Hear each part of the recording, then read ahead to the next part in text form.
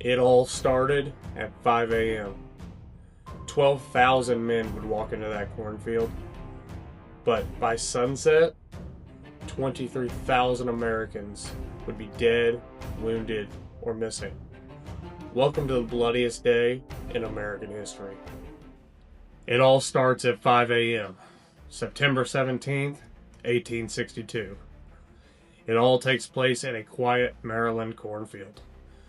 The corn stalks are 12 feet tall. Men stand shoulder to shoulder, unable to see what's ahead of them. And then, a single cannon fires. This very once peaceful farm will become one of the deadliest killing grounds in American history.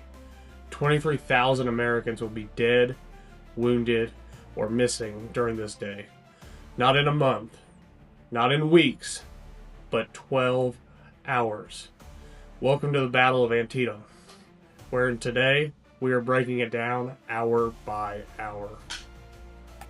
It's 5 a.m. and the battle is about ready to begin.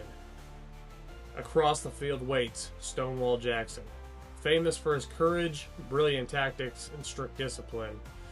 General Hooker moves his troops into position. At this point, the corn is so tall that either side cannot see each other.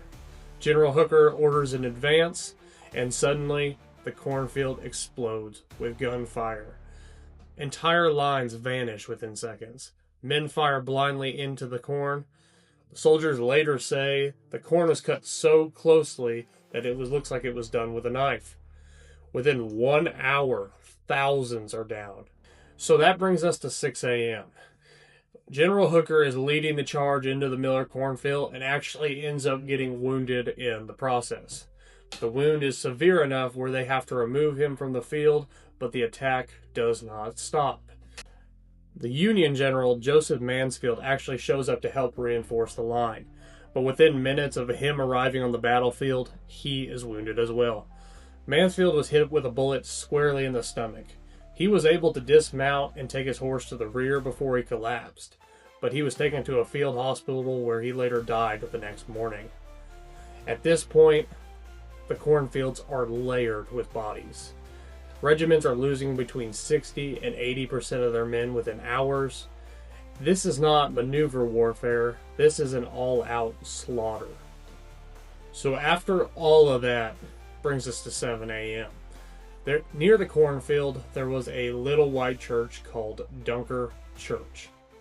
Near Dunker Church, Union General Edwin Sumner pushes his troops forward to try to take ground. Sumner personally led these troops across the creek and into the West Woods.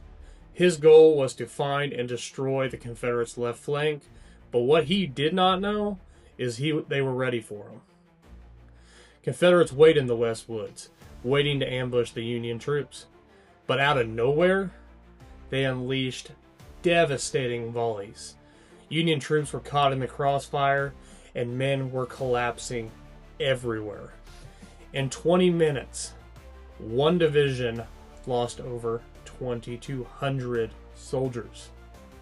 As the sun comes up, all you can see is smoke and blood and piles of soldiers. All of this death and destruction has happened before 7:15 in the morning. So 8 a.m. rolls around, and I think there is something worth noting. At this moment, Robert E. Lee only has 40,000 troops. He is severely outnumbered and stretched very thin. If the Union pushed hard enough right now, they could have crippled the Confederacy. But the Union General George B. McClellan hesitates. He believes that Lee has over 100,000 troops and he holds thousands in reserve. With his hesitation, changes history. So 9:30, 10 o'clock rolls around and the fighting has shifted south. This is where we're talking about the sunken road, also known as Bloody Lane. Essentially, this is a farm road that has eroded before ground level and basically has become a trench. Confederate General D.H. Hill positions his men there, and they dig in. They defend themselves wave after wave of Union attack and are there for 3 hours. They are firing at point-blank range. The bodies are literally filling the road, giving the nickname Bloody Lane. When Confederates finally retreat, the trench is stacked with corpses so tight that soldiers can literally walk across it without touching the ground. So after 7 hours of hard fighting since the battle started, it brings us to about noon. And it has fallen eerily quiet.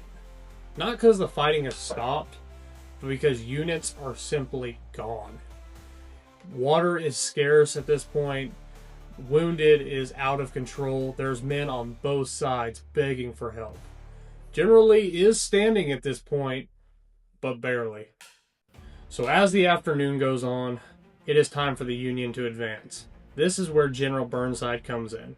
He is ordered to cross this narrow stone bridge and take it from the Confederates. The Confederates only have 400 troops to defend it from the high ground. For hours, Burnside attacks directly across the bridge rather than going into the creek. His men are shot mid-crossing and bodies are falling into the water. Finally, around 1 p.m., the Union breaks through. It looks like it's going to be the final blow. Lee's right flank is collapsing, but the Confederates had something else up their sleeve. So, it's about 3:30. The Confederacy is on its last leg, and the Union is advancing. Well, something else happens. All of a sudden, you see dust on the horizon. And who is it? It's General A.P. Hill. General A.P. Hill arrives after a 17-mile march and shows up with 3,000 soldiers. He charges his men right into Burnside's exposed flank and wreaks havoc. The Union advance comes to a screeching halt and ends up collapsing. The chance to destroy Lee's army has now vanished. So it is 5:30 at this point. The firing has slowed down and eventually stops. 23,000 Americans are casualties. That's more than D-Day, that's more than Pearl Harbor, and that's more than 9/11 in one day. Lee ends up retreating that night, and the Union claims victory in the bloodiest battle in American history. Hey everybody, I just want to say thank you for watching the video, and I really hope you enjoyed it. If you did, go ahead and let me know. Hit that like button, and if you want to see more videos like this, hit that subscribe button. We put out new videos every week. I appreciate you guys being here, and I will see you in the next one.